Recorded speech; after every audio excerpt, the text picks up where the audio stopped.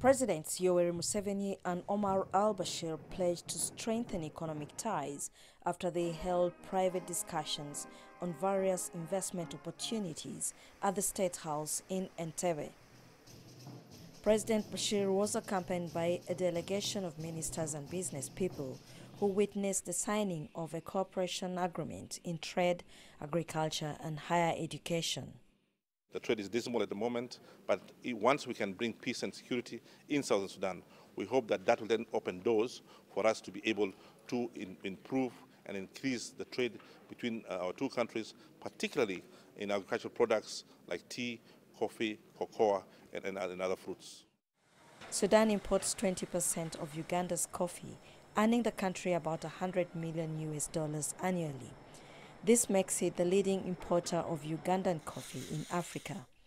Earlier this month, a delegation from Sudan's Standard Unit visited Uganda and inspected coffee testing facilities.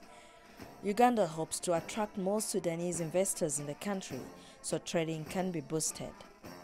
Sudan and Uganda are committed to strengthening business cooperation. It's expected that the meeting between the two countries will open opportunities to carry out trade and investment partnerships. Presidents Museveni and Bashir also talked about the peace process in South Sudan. Bashir's visit to Uganda is part of ongoing efforts to resolve the conflicts in South Sudan.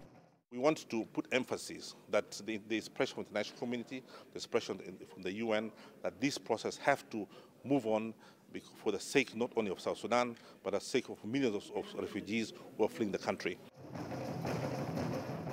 The two leaders say they'll intensify efforts in finding solutions to end the violence in South Sudan. Isabel Nakirya, CGTN, Entebbe, Uganda.